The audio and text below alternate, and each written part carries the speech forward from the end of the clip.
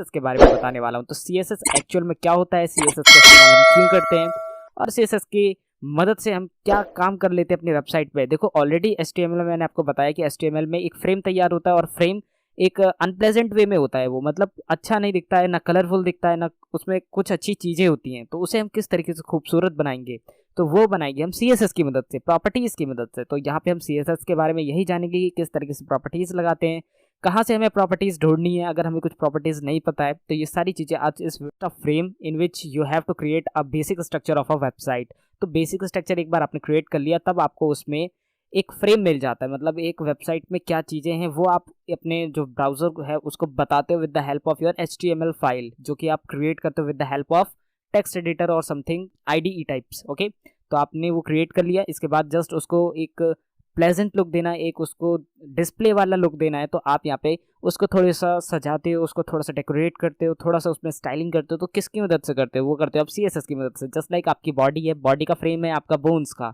Bones को unpleasant वे में दिखने से बजाय यहाँ पे भगवान ने क्या किया है कि आपको एक स्किन प्रोवाइड करी है, मसल्स प्रोवाइड करी है जो कि आपके बॉडी के ऊपर, बोन्स के ऊपर हैं, जिससे आप एक अच्छे, आपका जो बॉडी है वो दिखती है।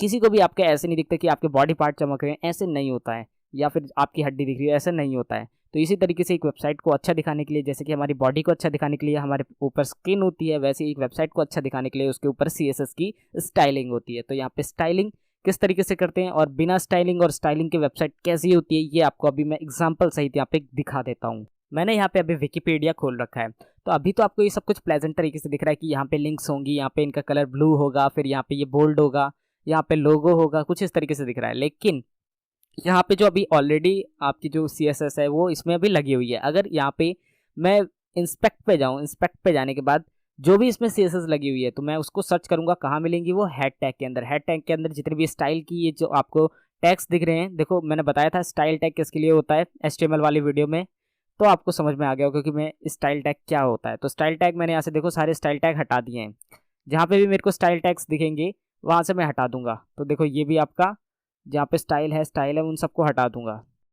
तो यहाँ पे गाइस देखो मैंने ना सारे के सारे स्टाइल टैग्स हटा दिए, मतलब सारी जो हमारी CSS स्क्रिप्ट है वो हटा दी है। तो यहाँ पे मेरे सामने कुछ इस तरीके से पेज ये ओपन हो रहा है, मतलब सिंपल सा टेक्स्ट है और मतलब नॉर्मल जो प्रॉपर्टीज हम HTML से लगा सकते हैं वो उसी तरीके से ये वेब पेज आ रहा है।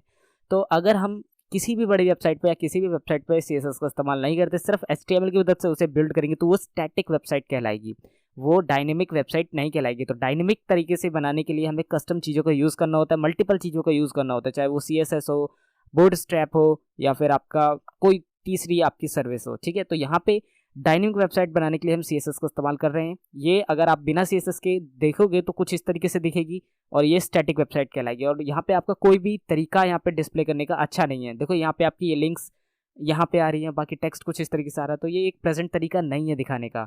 तो प्रेजेंट बनाने के लिए हम CSS का इस्तेमाल करते हैं। तो अगर विकिपीडिया बिना CSS के बनी होती तो कुछ इस तरीके से डिस्प्ले होती, लेकिन CSS की मदद से ये कैसी डिस्प्ले होती है मैं यहाँ रिफ्रेश कर देता हूँ तो आपको समझ में आ जाएगा। तो CSS की मदद से ये ऐसी दिखती है। तो ऐसी वेबसाइट्स कैसे डिज़ाइन होती है, यहाँ पे आपको बेसिक हिंट्स मैं आपको पूरा इस वीडियो में कवर करने वाला हूँ। तो यहाँ पे जो CSS है, सबसे पहले तो इसकी फुल फॉर्म आप जान लो। इसकी जो फुल फॉर्म होती है वो होती है कास्केडिंग स्टाइल शीट। इसका जो एक्सटेंशन है या फिर आप फाइल का फॉर्मेट जो समझ सकते हो वो है .css, मतलब जैसे कि हमारी HTML5 .htm या .html के फॉर्मेट में सेव होती है, PHP के .php में सेव होती है, वैसे ही CSS की आपकी .css के फॉर्मेट में सेव होगी। एंड इसको भी राइट करने के लिए आपको एक टेक्स्ट एडिटर या फिर IDE की ज़रूरत है, जो कि यहाँ पे हम visual studio code already HTML में यूज़ कर रहे थे, तो उसी को यूज़ करते हुए आगे बढ़ेंगे, CSS को समझेंगे। प्लस इस वीडियो में हम लास्ट में एक छोटा सा प्रोजेक्ट सैंपल बनाएंगे जिसमें हम वेबसाइट का फ्रंट पेज बनाएंगे जो कि रिस्पॉन्सिव होगा with the help of CSS।